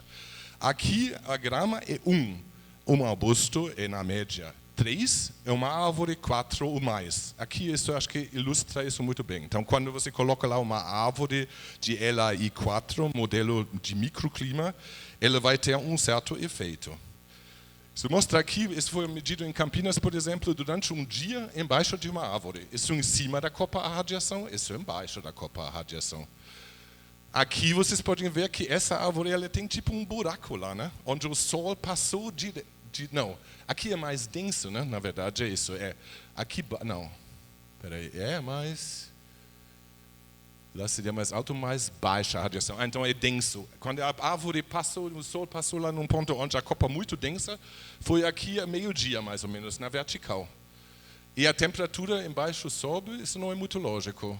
Estou percebendo isso pela primeira vez. Mas, de qualquer jeito, as árvores têm diferentes densidades, né? E o maldito do Sol que nós temos, isso é o espectro solar, né? Isso que vem lá do Sol a 8 minutos de distância, 8 minutos para pensar sobre isso. A luz precisa de 8 minutos para chegar aqui, 8. E é esse espectro todo. Só que a gente só enxerga esse espectro, e esse espectro em cores, né? Vocês estão vendo aqui o arco-íris, né? Que tem o seu máximo lá no verde. A vegetação é verde porque lá consegue absorver o máximo da radiação, porque assim ela mais cresce. Ela quer suar e crescer. A vegetação, na verdade, é um ser vivo, ela reage. Quando falta água, ela fecha os poros da superfície deles e não evapora mais. Enfim, essa parte tudo aqui começa a parte térmica. Aqui a onda curta, né, a luz é a onda curta, se transforma em onda longa, aquela radiação vermelha. Aqui, isso a gente percebe como calor. O fim não é o fim do espectro, o fim do espectro é aqui. Mas essa parte a gente sente sob calor. Então, luz e calor é intimamente ligado uma com a outra. Isso é muito importante para dizer. Nossa, agora a Gnata. E esse desenho um arquiteto fez, é famoso, ele mostra os dois lados do Sol, porque todo mundo conhece esse lado do Sol aqui, acorda de manhã, o Sol está brilhando, gostoso, né? Vai me esquentando um pouco, está frio lá fora, já chega 11 horas, meio-dia, aqueles serpentes aqui que ele desenhou lá, quando o Sol fica aquela coisa que você pensa meio insuportável. E esses dois lados, acho que são importantes, né? O Sol, a radiação solar é importante para crescimento, para bem-estar, mas para conforto térmico realmente um desafio. Agora estou vendo, agora é um pouco caótico aqui, mas vamos pulando um pouco. Essa é a proposta, na verdade, da cobertura aqui no lado. A ideia da fazenda é produção de salada na cobertura desse edifício, salada e peixe. Na verdade, o peixe você pode produzir nesse tipo de tanques, que na verdade são caixas de água. E a cobertura é como se fosse uma borboleta, né? A cobertura coleta água. Você pode aqui fechar também um pouco o sombreamento, porque a radiação, a planta não precisa de sempre a radiação total, então você consegue controlar a radiação. A água pluvial está sendo coletada lá, nesse eixo, que o eixo aqui embaixo são os pilares do prédio, né? Aqui, na verdade, é a circulação, que também é a entrada então, para as cargas, né, esses bombonas, esse tipo de recipiente é muito pesado, então você tem que colocar ele em cima de elementos estruturais. E aí você pode realmente produzir muita verdura e peixe, na verdade, no mesmo tempo, porque o peixe, ele é a natureza. As fezes do peixe, a planta gosta das fezes do peixe e vice-versa. O peixe gosta das raízes das plantas. Aí vira um ecossistema que você tem que controlar. Lá dá para fazer muita coisa com tecnologia, arduinos, controle da água, controle da safra. E aí você teria uma possibilidade lá de comer lá em cima também. Agora acho que é bom. Enfim, eu vou pulando. Esse a gente já viu. Bom, o que é importante? Se a gente fala sobre cidade e clima urbano, que essas diferenças estão vendo aqui, casinhas de 2, 3 andares, aqui são, né, prédios, a gente fala lâminas, né, aqui fala lâminas, e prédios mais pontuais, aqui eu vejo sempre meio que o conjunto nacional, lá na Paulista já Então, essas estruturas vão gerando microclimas diferentes. Aí queria que vocês pensem um pouco em que tipo de tecido urbano vocês moram, como ele é. É um lugar onde não tem nenhuma vegetação, onde você está naquele aeroporto, onde você está preso lá no chão e pode sair porque o sol está batendo lá. Ou se você está mais no Brás, que tem edifícios baixos, galpões, quase nenhuma árvore na rua, né? Hoje tem, né? Bom, enfim, os antigos de casas em São Paulo também é assim. Mais no centro, onde você tem prédios verticais, mas não muita vegetação também. Esses são os tecidos urbanos secos, né? Aqui indicando tudo. E aqui, ou se você mora no Jardim Europa, onde os prédios são baixos, a densidade é relativamente baixa, mas muito verde, muito jardim aqui, né? Aqui no Jardim América, a parte de cima, perto da Paulista, prédios altos e árvores. O que vocês acham? Qualidade? O que vocês acham? O microclima vai estar bom lá? Ou aqui no Parque de Ibirapuera? Esses são os 6 tecidos urbanos que foram analisados. Agora vou ilustrar um pouco mais como essa questão da visão do céu. No aeroporto de Congonhas, você teria sol de manhã até a tarde morrendo de sede, né? Fritando, literalmente. Não dá para viver lá.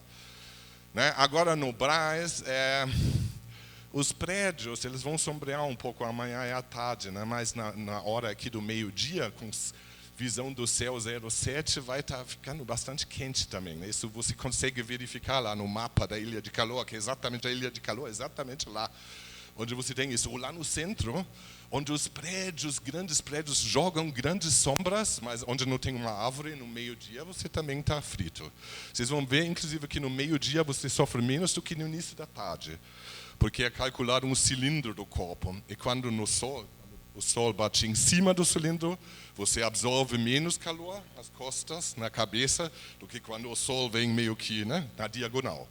E aqui os baixos, então, com vegetação. Jardins, né? Na verdade, a distância dos prédios é maior, mas né, Jardim Paulista, lá perto da o Ibirapuera. Vista para cima, né, um filtro, um bloqueador da radiação solar. Vamos olhar isso agora, como isso se desenvolve durante o dia. Isso é 7 horas da manhã. Está tudo do dia anterior ainda 19 graus. Né? Na Alemanha seria já indica um dia, aqui também indica um dia bom de calor. Se de manhã já 19 graus, 7 horas.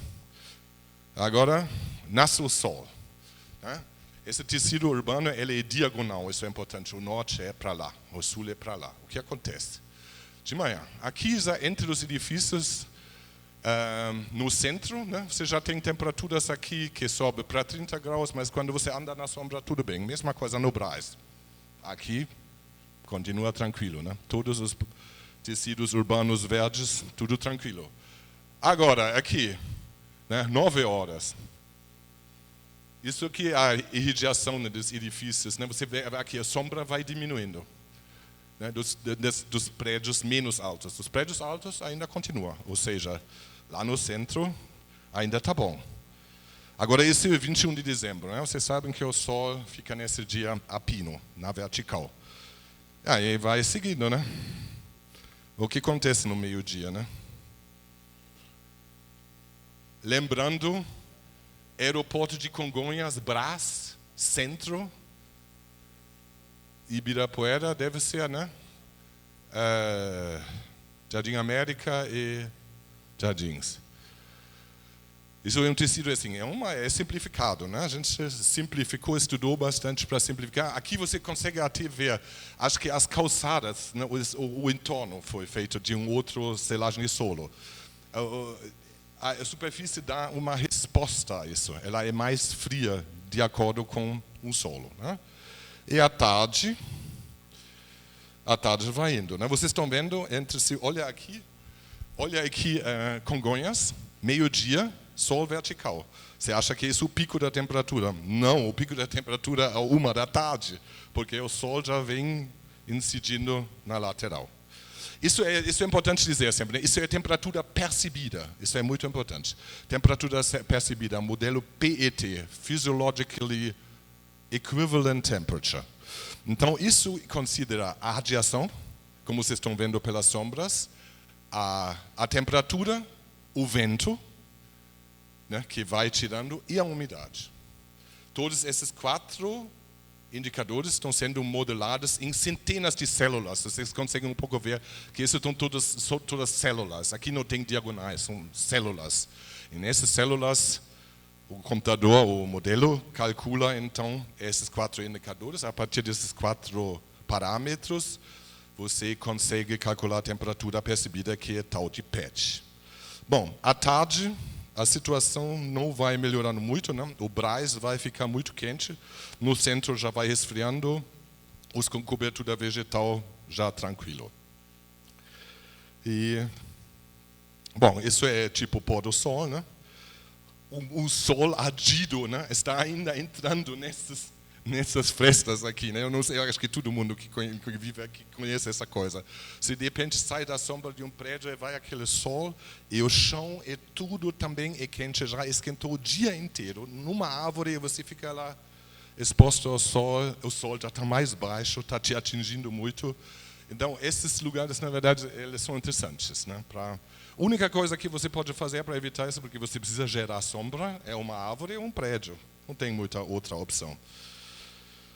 E no final da tarde, depois do sol, você está vendo que, né, o tecido sem dossel, isso chama em português. Isso não, porque, na verdade, você pode bem fazer também uma cobertura, como o Niemeyer fez lá no Ibirapuera, né, na Marquise. Ela tem um efeito, né? Ela é a sombra em cima da cabeça. Isso chama em português, esse nível no planejamento, projeto urbano é muito importante.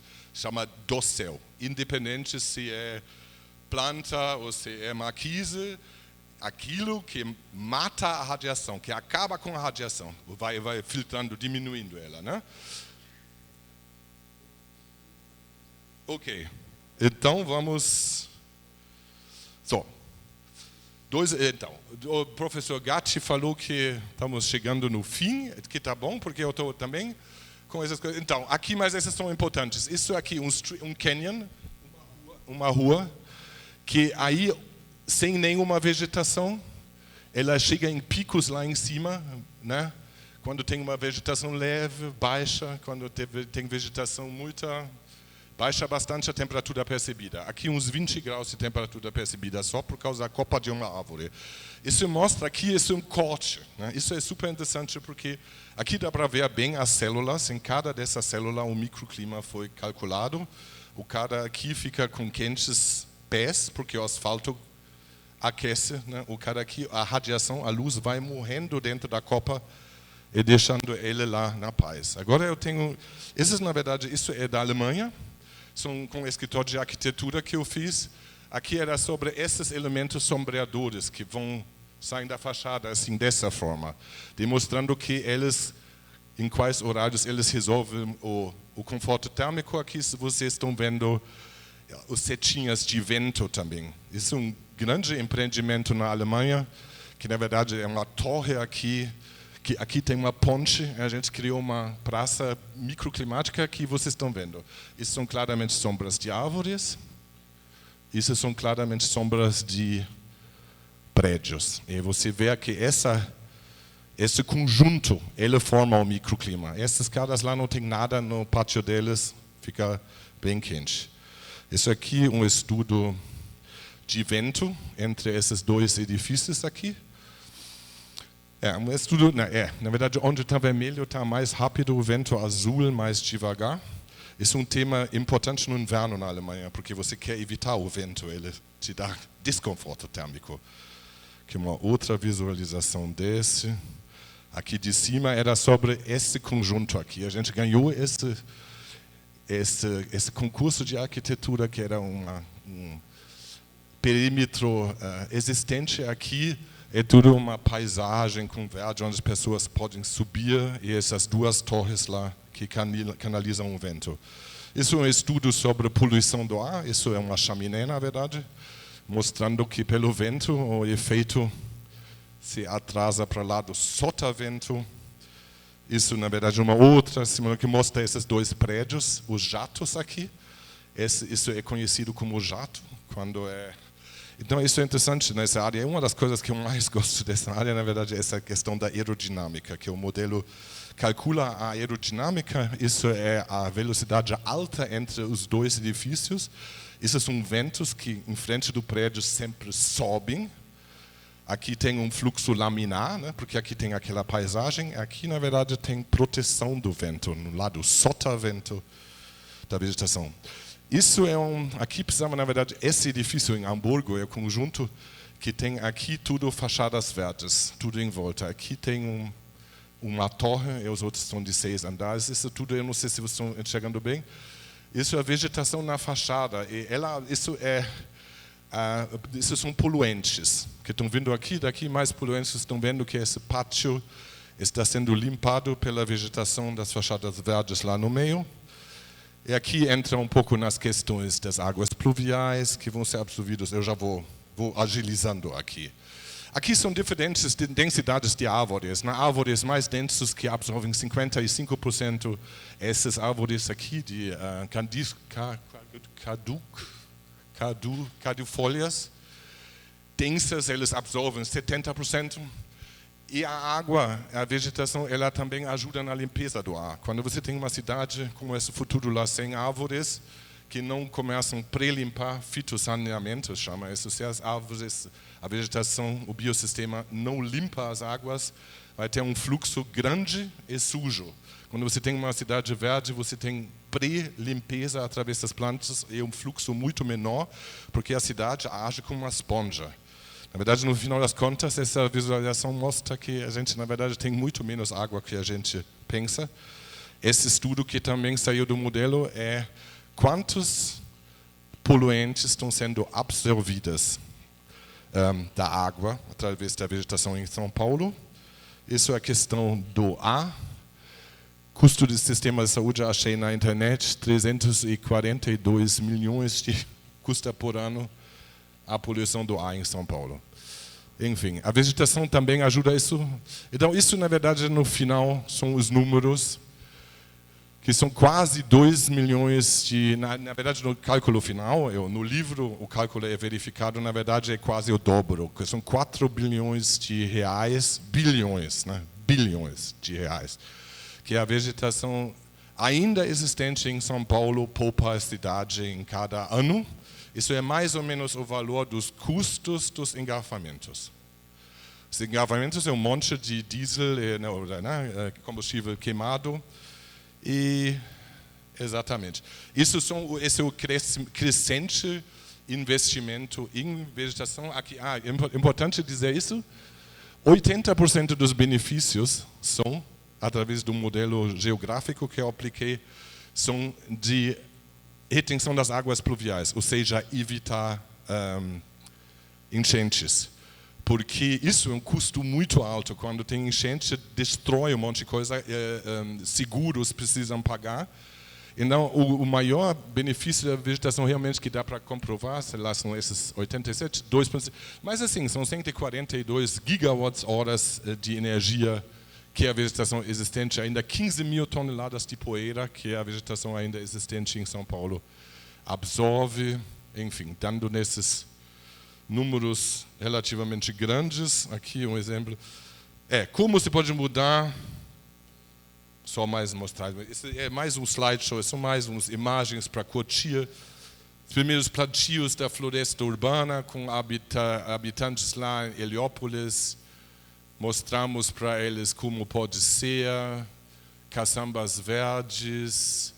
Aqui um modelo de Lego meio que com brócolis, mostrando para as crianças que gostaram desse aqui, muita interação. Pronto, só. E agora, então, isso é a parte principal. Agora tem essa, né, Tina? A hora certa? Aqui vocês podem, então, participar um pequeno, como se diz? Um pequeno questionário. E eu peço, né, seria muito legal, se vocês falam um pouco, faz algumas perguntas. A gente queria um retorno, né? E além disso, agora estou aberto para perguntas e respostas. Alô? Obrigado. Uma pergunta.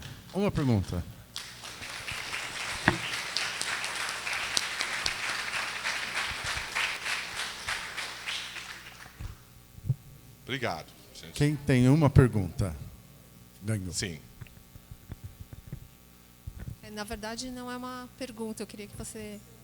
Meu nome é Mara Malu e eu moro no Alto da Lapa, aqui em São Paulo. Eu queria saber qual a sua visão a respeito de bioconstrução nas zonas urbanas, nas áreas urbanas, se isso tem alguma possibilidade de ser aplicado nas áreas urbanas de alguma forma, telhado verde ou mesmo adobe, etc., pelo conforto térmico. Assim, coberturas verdes eu pesquisei bastante, né? Porque a cobertura verde quase sempre dá para fazer. Eu achei juntando slides, eu achei até uma do meu mestrado, onde um cidadão de uma favela do Rio tinha feito cobertura verde em cima de fibracimento, né? Você pode, assim, uma pequena,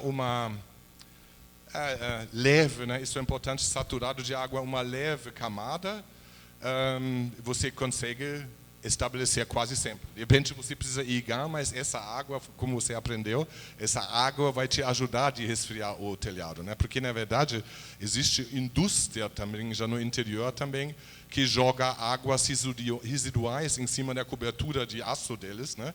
E vai resfriando a cobertura. Então o uso de água é tipo fundamental.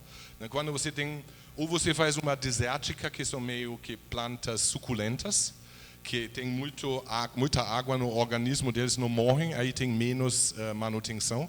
Mas, na verdade, é muito melhor lá no sistema spray jogar muita água lá em cima, porque ela evaporando vai baixar a temperatura e, de repente, você não pode mais fritar um ovo na cobertura, mas pode sim tocar.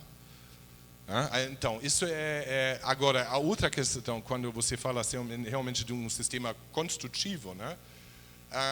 Eu acho assim, se você pensa bem, né, tijolos na verdade são terra queimada, né?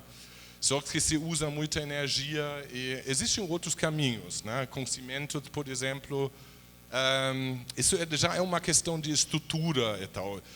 Quais são as possibilidades que eu vejo? Eu acho, se alguém fizesse o cálculo, quanto custa isso, você pode muito facilmente mostrar que a construção mais sustentável pode ser mais barata também, né? Porque em princípio a tendência do tema da sustentabilidade é, ao meu olhar, podemos discutir isso, mas eu acho muito interessante que a sustentabilidade é muito visto como uma coisa de caridade, melhor a sua imagem. Não, o que eu quero falar na verdade é moral.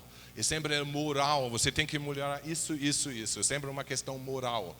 E a sustentabilidade tem que se tornar uma questão, onde eu posso ganhar dinheiro com sustentabilidade? Na construção, com telhado verde, e aí adiante. Então precisamos de mais modelos que demonstram que esses, na verdade, usam essas máquinas vivas, eles usam muitos mecanismos estabelecidos na evolução durante milhares de anos que vão funcionar.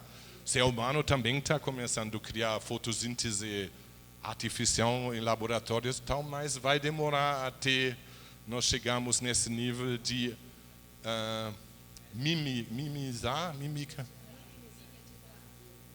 Tipo imitar, né? Imitar, mimetizar, isso.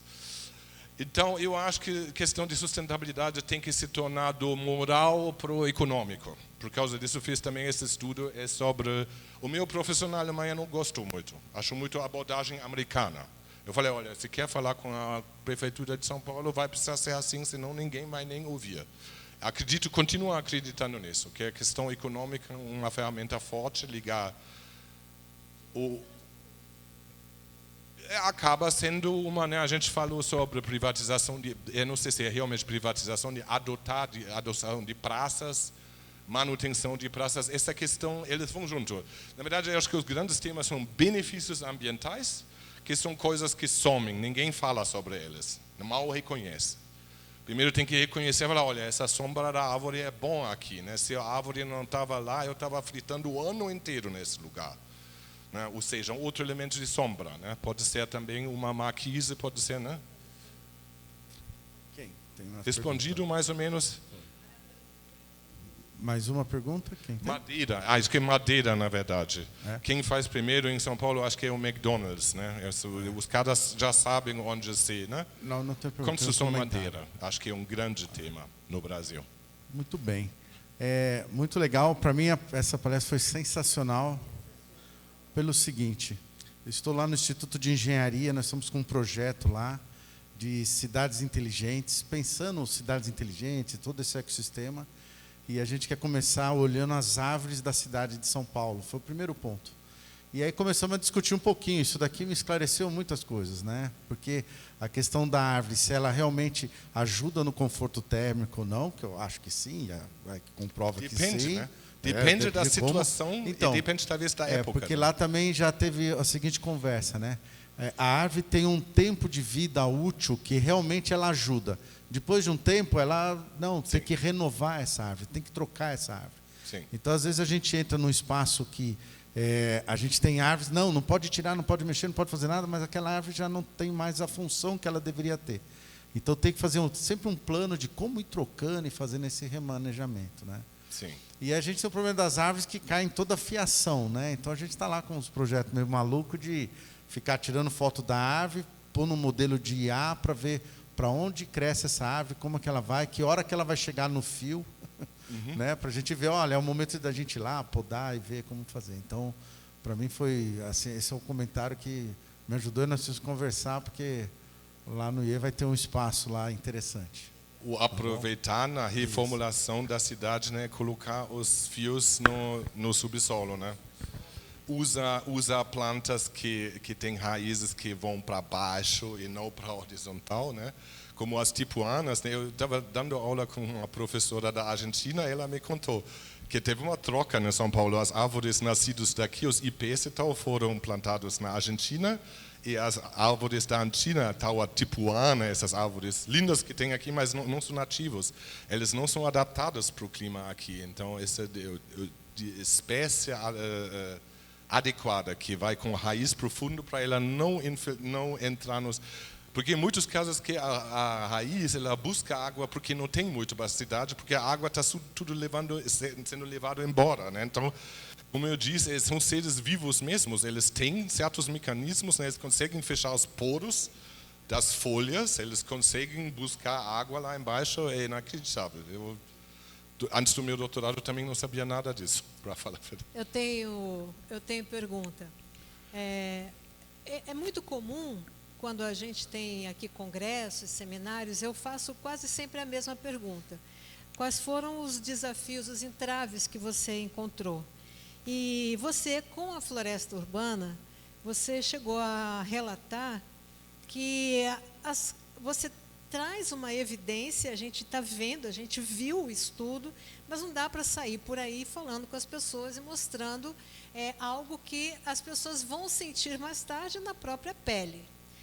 Então, a pergunta que eu tenho para você é: como você acha que a gente consegue sensibilizar as pessoas? Porque, inclusive no questionário, seria muito interessante que alguns de vocês pudessem responder, porque existe tanto negacionismo, tanta resistência, como se isso não fosse acontecer, como se não houvesse amanhã. E qual é o impasse que você enxerga no próprio trabalho para poder fazer o que precisa ser feito? Quais são as resistências? Aproveita que tem uma pessoa de direito aqui, direito climático, para a gente poder entender como a gente quebra essa resistência e como a gente consegue, de fato, fazer alguma coisa. E a próxima pergunta é: o que nós, simples mortais, poderíamos fazer no nosso dia a dia para melhorar minimamente esse quadro? Obrigada.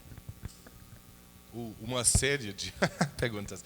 Ok, olha, na Alemanha, vou começar assim.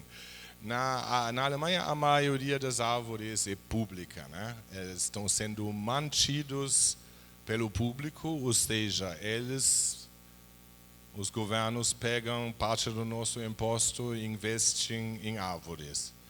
Eu acho que isso é um bom jeito de distribuir o dinheiro igualmente, que está todo mundo tendo os benefícios. Dessas privatizações que a gente viu da floresta urbana, um monte de propostas. Eu acho que em muitos casos tem muito que é chamado de greenwashing, né? Todo mundo conhece esse tema. Mas claro que as empresas querem tudo melhorar a imagem da empresa, só que seria mais interessante fazer um cálculo quanto realmente gera e comunicar isso, o que realmente é melhor do que... A gente na Floresta Urbana estava muito fazendo jardins verticais lá em cima, onde só chegava no guindaste. Aí alguém falou, vegetação lá no alto é vegetação na UTI, né? Porque se uma plantinha lá em cima morre, você tem que subir lá e fazer. Ninguém sente esse benefício. E isso são jardins verticais. Em São Paulo tem muitos jardins verticais de plástico, que você só pode analisar como greenwashing. Isso usa mais energia e aquece localmente e globalmente o clima. Mas tem ao longo do corredor aqui da 23, lá deu certo, ele faz limpeza do ar, ele está próximo à população. Eu acho que isso são caminhos, mas eu acho que na verdade que o poder público ele também tem a cota ambiental em São Paulo, né? Acho que a cota ambiental é uma entrada que também pode funcionar, mas em geral eu acho bastante complicado. Na verdade, sei lá, projetistas também, né? Cadê o departamento de São Paulo que analisa melhor as questões climáticas? Essa ilha de calor, ela foi tirada de um atlas ambiental que foi publicado há mais que 10 anos atrás, 15 anos. É um trabalho excelente que não se acha mais no ar, né? Não está mais na internet. Ilha de calor, a principal fonte estava lá. Eu trabalho com cópias. Então, isso não foi levado muito para frente. E como eu acho que essa questão de quanto poupa, né, 4 bilhões por ano, isso é uma estimativa, na verdade, conservadora, né? Porque se tivesse edifícios que usam, né, não necessariamente vegetação, mas também sombreamento, essas coisas. E nós em casa? Muito seria dia nós dia. em casa. Então, claro que cada um pode melhorar seu próprio entorno, porque são benefícios diretos, né? Principalmente aqueles que trabalham no conforto. Tinha mais uma pergunta lá, né? Fala. Por favor, seu nome e de onde você fala. Oi, é muito prazer. Parabéns pela palestra. Meu nome é Marilu, eu sou da FAUSP. O meu interesse é que eu não sei atualmente se faz parte da graduação essa disciplina, uma disciplina a ver com microclima. Acho A que na gente FAUSP, estudou né? paisagismo junto com urbanismo. Denise Duarte, Labaud, lá onde eu fiz. Eles têm, Duarte, sei. ao meu olhar, os e mais... aqui, na engenharia civil? Aí já não... Pró-reitor.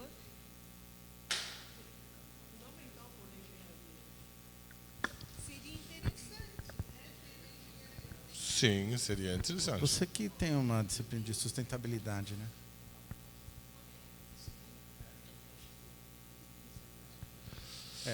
Alguns cursos aqui das engenharias têm disciplinas de sustentabilidade, que de repente poderia entrar no tema. Sim, sim.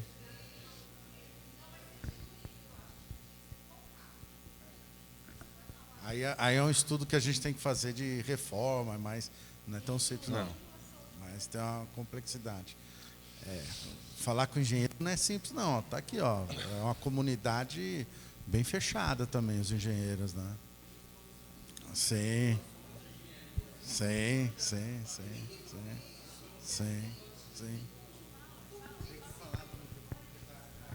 Alô? Olha, eu acho que pela exposição do professor foi feita a integração entre a arquitetura e a engenharia e, nossa, ele integrou inclusive a parte de computador com música, inclusive ele fez uma coisa ampla. Então, eu proponho que seja integrado no curso de engenharia civil, agora para o pró-reitor de graduação, principalmente que nós nos encontramos um edifício tombado do arquiteto Rino Leve, ou seja, um auditório com janelas. Ou seja, um auditório que não está tipo aeroporto. Ele não está fechado em si. Ele está aberto à cidade. Ele tem áreas verdes. Ele foi com cobogós. Então, você devia estar aqui.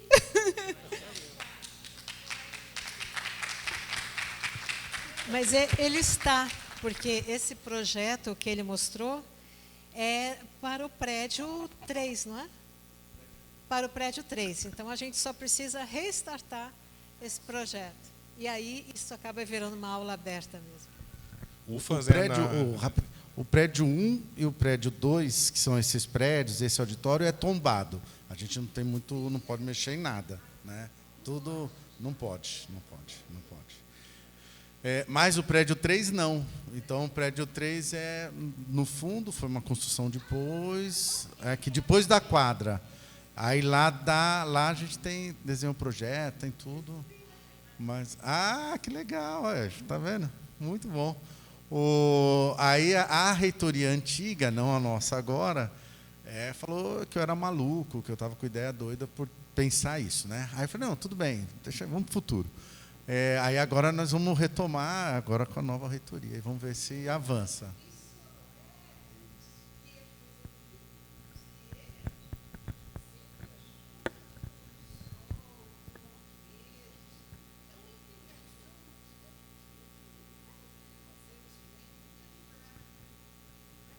Muito obrigada pela contribuição. Alguém quer falar mais? Oi? Foi interessante, né, que você falou, porque essa questão de... Eu venho realmente assim... cheguei no Brasil, estava no urbanismo, estava Oscar Niemeyer, era concreto, e de repente eles fizeram... eu nem falei isso, que esses primeiros estudos de microclima foram feitos num bairro na PUC do Rio, professor Gavami. E lá, de repente, assim, esse modelo microclimático mostrou tão claramente que planta no meio desse verde realmente... Aí o conforto, esse triângulo, né? Construção, planta, ser humano, peraí, né? É empiricamente perceptível, é um ponto, eu acho que qualquer um que procura uma sombra de uma árvore ou de um prédio. Só que a sombra da árvore, por causa da evapotranspiração, vai sempre ser melhor ainda em termos de conforto em dias quentes do que a laje, mas tanto faz, ambos são pertinentes, brise-soleil também é pertinente. Só deixar isso tudo fora e ter dois sóis, né? Niemeyer fez isso de monte. Você fica no lado de um prédio, o sol está batendo lá, sai rebatendo no vidro e batendo dois sóis. Isso vai, nessa dupla radiação solar, vai levando tanto conforto térmico, temperatura percebida lá para cima, né? O Niemeyer fez também. E na minha entrevista você percebe... Mas ele fez uma casa para si, lá, a Casa das Canoas. Lá ele prestou muita atenção no microclima. Não, ele falou mais sobre a paisagem. O discurso dele era mais paisagem do que vegetação, natureza mesmo. Eu apontando um dedo. Mas é interessante como a ciência, a própria ciência, essas modelagens mudaram a minha percepção, né? Eu não me tornei um verdinho ecologicamente correto, essas coisas todas que eu não aguento mais chuvas. Na Alemanha é a mesma coisa, eu não falo mais sustentabilidade. Eu evito falar sustentabilidade. Porque eu acho que a gente está falando sobre qualidade, a gente não está falando sobre moral, mas você tem que, muito concreto, pôr uma planta. Não, isso não é o papel. O papel é entender saquei. Então, isso tem consequências, né? E essas consequências custam dinheiro, na verdade. Na Alemanha tem muito sistema. Aqui eu peguei também um livro, O Custo das Decisões Arquitetônicas. Eu peguei aqui, falando sobre custos de ciclo de vida. Quanta energia você gasta no edifício por ar-condicionado durante 50 anos? Com energia, preço levemente subindo. Olha um pouco lá para frente o que vai acontecer. É visível. Numa escala de uma megacidade, isso vai custar, que isso já está custando, ninguém faz esses cálculos ainda. E aí eu prefiro o discurso econômico, racional, que o meu professor lá na Alemanha achou muito americano. Não, isso não se faz. Era para tudo ser filosófico e... Né? Ponto. Desculpa, fala. A gente estava aqui comentando sobre essa compra de cotas de carbono, não sei.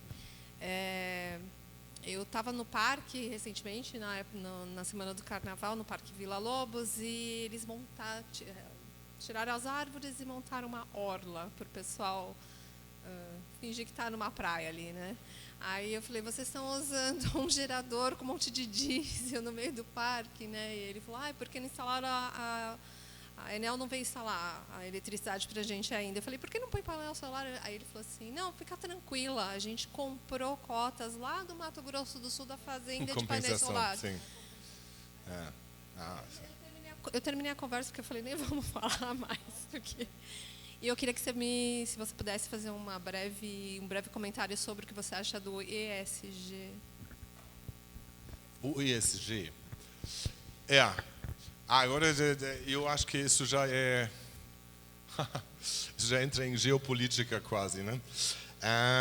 Como vamos dizer? É complicado. Sendo nascido na velha Europa, com todos os seus pesos, né? Alemão, né? Não vou falar para ninguém que os meus avós fizeram entre 1940 e 45, né? Não vou falar sobre isso agora. Peso também, né? Os alemães não foram os piores e maiores colonizadores desse mundo, mas eles também fizeram bastante bobagem nessa frente. Mas o ESG está pegando de certa forma na Europa, porque tem uma cabeça lá para entender, e as empresas na verdade está estabelecido bem altamente na comunidade europeia, na EU mesmo, economia circular, as questões de ir mais sustentabilidade, né, mesmo evitando a palavra, está muito indo nessa direção de preservar qualidades, mas no mesmo momento conseguir juntar isso num crescimento.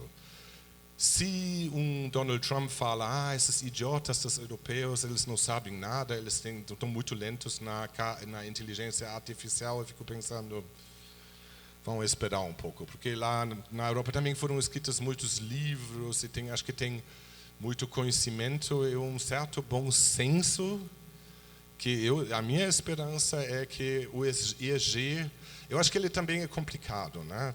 Eu acho que correto seria essa coisa, mostrar quanto é o benefício ambiental em dinheiro e usar isso como moeda e não colocar um selo lá e dizer, olha, lindo, o edifício custou 3 vezes mais com o selo lá, agora está lindo, e se você olha como especialista melhor, nem está tão lindo ambientalmente. É muito greenwashing está acontecendo, mas é interessante que isso foi estabelecido. Muita gente que já fala, não, sustentabilidade, eu defendo sustentabilidade porque o conceito, na verdade, é forte. Ele junta 3 a 4 vertentes, né? Econômico, ecológico, social, o processo, né? É o 4D, como é o meu nome como artista, 4-dimensional, 3 dimensões temporais e a 4ª dimensão, o tempo. Você tem que operar o edifício, né? E o quinto no DGNB, pelo menos, são o que na sustentabilidade? Esqueci no momento. Vou lembrar. Tem mais assim, muito facetal, assim, é um conceito muito facetal que leva, que pensa em como o ser humano consegue, numa certa escala, sobreviver nesse planeta com esse crescimento doido até um ponto onde está acontecendo alguma coisa, né? A coisa já está acontecendo e... Nesse ano de 2025, houve muitos eventos voltados para isso. E uma das principais discussões é de fazer a revisão do ESG e separar o E, do esse e do G. Então, acho que isso vai ser muito bom, porque as coisas estavam meio que perpassando e um meio que jogando a bola para o outro, e assim você vai ter os blocos separados e tem que dar conta. Então, acho que a gente vai... E tem a questão de umas normas também que estão sendo revisadas, e eu acho que a coisa vai caminhar legal agora. Se ajuda a responder. O que é interessante na questão, né, natureza, clima, vamos dizer, vegetação, mas também materiais de construção, que isso se tudo, você consegue tudo modelar. E nesse modelo de microclima, ele calcula todas as temperaturas, emissões e tal em tempo real. É uma absurdidade de cálculos que está andando lá atrás.